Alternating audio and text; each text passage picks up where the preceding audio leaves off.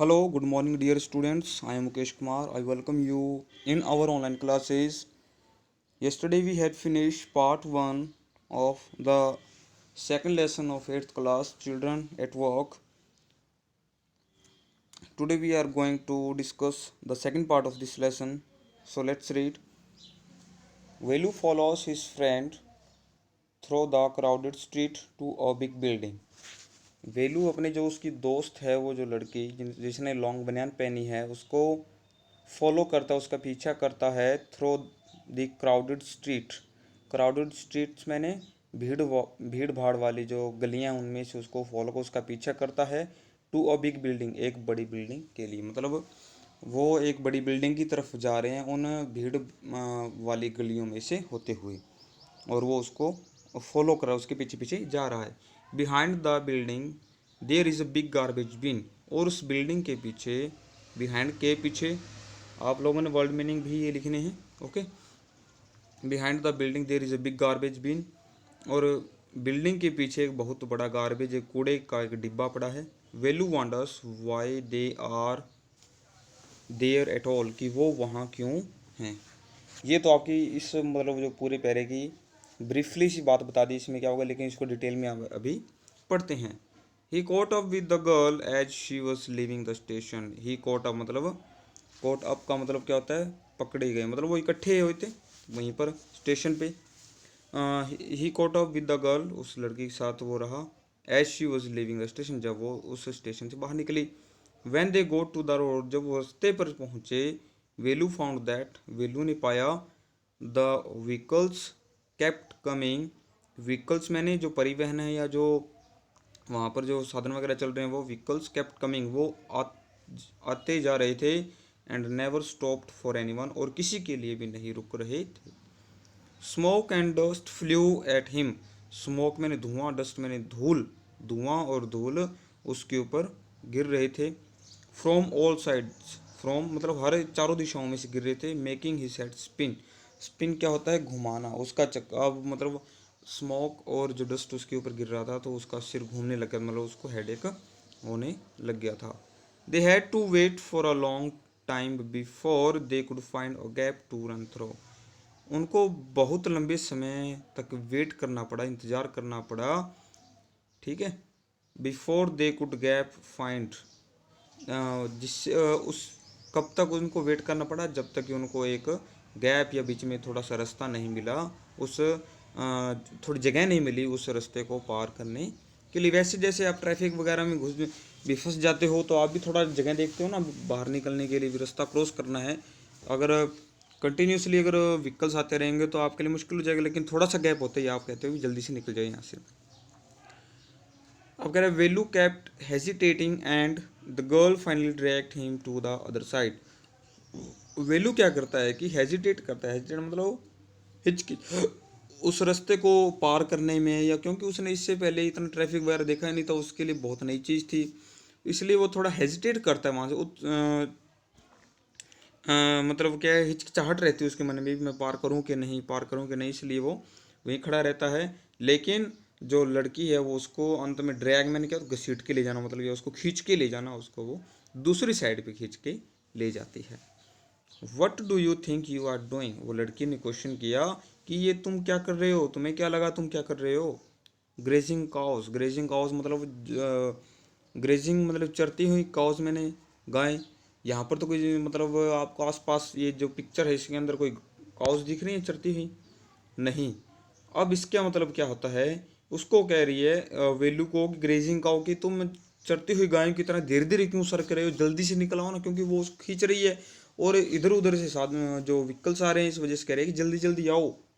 Grazing cause मतलब जो ऐसा भी है कि जो गाय कहीं पर चरती होती हैं, जैसे चरागाह में या कहीं पर घास के मैदानों में खाना खाती हैं, तो वो धीरे धीरे आगे आगे बढ़ती हैं, धीरे धीरे चरती रहती हैं और आगे बढ़ती रहती है, इसलिए उसको इंडिकेट कर रही हैं। If you stand around in the middle of the road like that you will be chutney. उसको कह रही है कि अगर तुम ऐसे ही खड़े रहे, around in the middle of the road, कि ऐसे ही रोड के बीच में यहाँ पर खड़े रहे, देन कह रही है इन the middle of the road like that, इस तरह यू विल बी चटनी, कि तुम चटनी बन जाएगी तुम्हारी। जैसे हम नहीं कहते भी चटनी बन जाएगी, आप मतलब कोई तुम्हारे ऊपर गाड़ी चढ़ा देगा और तुम यहाँ पर चटनी बन जाएगी, तुम्हारे मर जाओगे। Velu's heart was still beating fast, Velu का जो दिल था अभी जोरों से धड़क रहा था। He looked back at central station and the traffic speeding by, उसने पीछे मुड़ के देखा सेंट्रल स्टेशन की तरफ, जो चेन्नई का जो रेलवे स्टेशन था उसकी तरफ। And the traffic speeding by मतलब to move quickly, to pass quickly, जो व्हीकल्स तो जो थे बड़ी स्पीडली तरीके से वहाँ से निकल रहे थे, और उसने ट्रैफिक को भी देखा। How had they manage to come through that, वो कह रहे हैं कि हम यहाँ से कैसे निकलेंगे। How manage they come through that, यहाँ से कैसे पार निकलेंगे। They walked along the side of the road under some huge sign boards. अब क्या करें कि they walked along the side of the road, वो मतलब रोड के साइड में चलते गए अंडर अंडर में नीचे, सम ह्यूज साइन बोर्ड, बड़े बड़े जो साइन बोर्ड्स होते हैं ना उनके नीचे नीचे वो चलते रहे। साइन बोर्ड समझते हो ना, जैसे हरे वगैरह जो अपने रोड के ऊपर लगे होते हैं ना, जैसे भादरा इतने किलोमीटर है, सिरसा इतने किलोमीटर, वो साइन बोर्ड्स लगे हैं ना, हिसार सब कुछ उसको बोलते हैं। Velu looked up at the pictures, Velu ने ऊपर पिक्चर्स की तरफ देखा। बनियान, कार टायर्स, पेन्स और वुमन होल्डिंग अ बॉक्स, उसने मतलब पिक्चर्स देखे, होल्डिंग्स देखे जिनके अंदर की उन्होंने बनियान की ऐड देखी, कार टायर्स की देखी, पेन की ऐड देखी, और वुमन एक मतलब लड़की जो बॉक्स उठाई हुई है ऐसे, मतलब उसने ऐड देखी, होल्डिंग्स देखे बड़े बड़े। The writing was all in English, जो वहाँ पर लिखा हुआ था सब कुछ इंग्लिश में ही था। So he didn't know what it meant, इसलिए उसको नहीं पता था या वो नहीं जानता था कि इसका क्या मतलब है। The girl turned on to a white bridge and walked up, अब जो एक लड़की है वो एक ब्रिज की तरफ मुड़ी और उसके ऊपर चलने लगी, ठीक है। Velu stopped and peeped over the railing, Velu रुका और जो रेलिंग, जो वहाँ पर रेलिंग्स जो थी, वैसे तो रेलिंग खिड़की की जो मतलब आपकी जो जंगले की जो छड़ होती है ना बीच में, एक तो होता है बिल्कुल सीधा शीशे वाली जैसे आपकी विंडोज़ होती है, लेकिन एक बीच में वो एंगल्स लगी होती हैं, सरिया वगैरह कुछ लगा होता है ना, उसको बोलते हैं। लेकिन वहाँ पर रेलिंग कौन सी है, जो वो ब्रिज है उसके ऊपर चढ़ने साइड में लगी होती है रेलिंग्स, वहाँ पर उसकी तरफ उसको कह रहे हैं।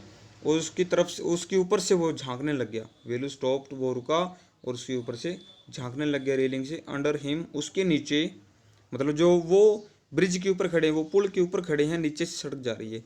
अंडर हिम, उसके नीचे, the road ran into the city, जो रोड है वो सिटी की तरफ जा रहा था। इन द डिस्टेंस, और कुछ एक दूरी पे, he could see huge building, वो बड़ी बड़ी बिल्डिंग्स को देख सकता था। एंड टावर्स, ऊंचे ऊंचे टावर्स को देख सकता था। एंड मोर रोड्स, और बहुत से और रास्तों को भी देख सकता था। See that big building with wall around it, उसने कहा कि देखो कितनी बड़ी बिल्डिंग है और उसके चारों तरफ दीवार हैं। If you are not careful, अगर तुम मतलब वो क्या है ना, अभी आप अगर आप केयरफुल नहीं रहे, you will soon be counting bars there, तो तुम यहाँ पर इन बार्स की तरह बन जाओगे। यू विल बी सोन, तुम इन काउंटिंग, ये गिनते हुई जो बार्स है ना, यहाँ पर बार्स मैंने क्या होता है, सरिया होता है, जैसे जेल होता है ना, जेल के सरिये होते हैं उसको बार बोलते हैं। तो कह रहे हैं कि तुम इन बार की तरह यहाँ पर बन जाओगे, मतलब क्या है, यहाँ पर अगर नीचे तुम गिर जाओगे। Okay. The girl grinned and pointing at huge building, grin मतलब क्या होता है, दांत दिखाकर हंसना। ओके, ग्रीन का मतलब क्या होता है, दांत दिखाकर हंसना। वो हंसने लगी, अब उसका मजाक बना दिया उसने भी, तुम भी इन बार्स की तरह ना बन जाओ, क्योंकि यहाँ पर ये ना हो कि तुम नीचे गिर जाओ बार्स में से, इसलिए उसको कह रही जल्दी आओ, केयरफुल रहो। और वो हंसने लगी। And pointed eight huge building, और उसने इशारा किया एक बहुत बड़ी बिल्डिंग की तरफ। Velu squinted and road read the Tamil sign central jail, अब क्या है, और वेलू ने थोड़ा सा देखा, उसने क्या किया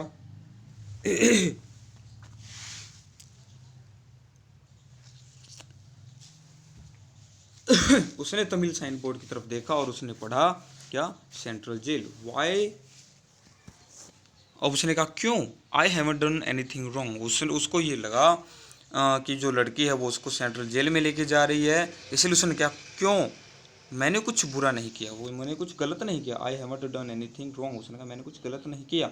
you don't have to do anything, just don't get caught, that's all. उसने कहा कि तूने कुछ गलत नहीं किया, लेकिन तुम पकड़े मत जाना, बस इतना ही है। उसने इशारा किया कि सेंट्रल जेल है।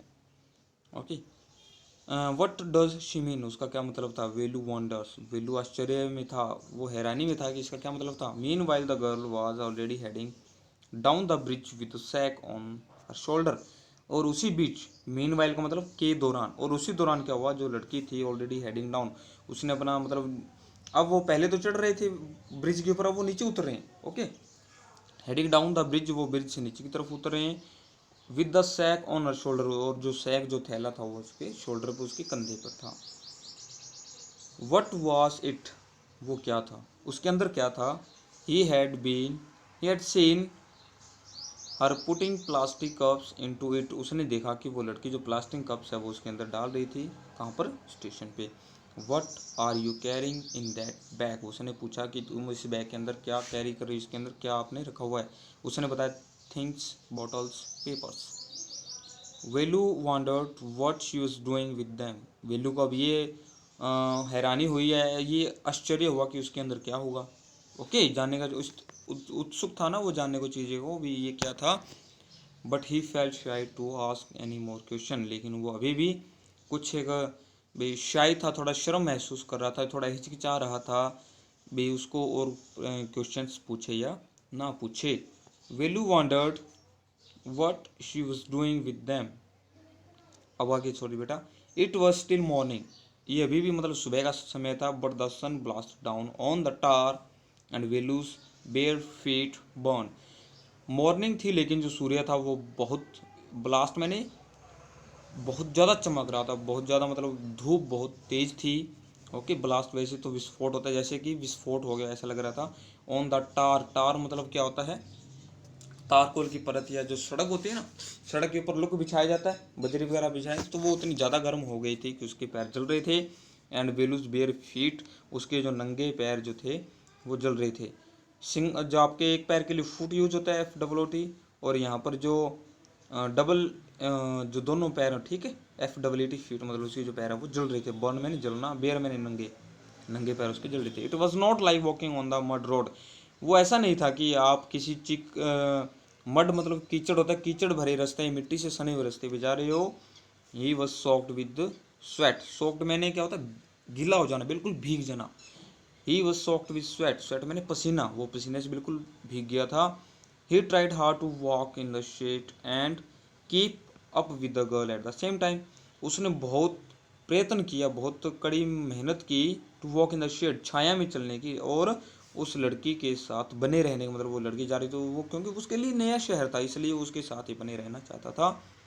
शी वॉकड रियली फास्ट, वो बहुत तेज़ी से चल रही थी। How far all away was the food, उसने कहा कि कितना दूर है वो आगे खाना। आज के लिए बस इतना ही, कल के लिए हम इससे आगे पढ़ना शुरू करेंगे और आपको बताएंगे कि खाना उनको कहाँ मिलेगा। Thank you, have a nice day.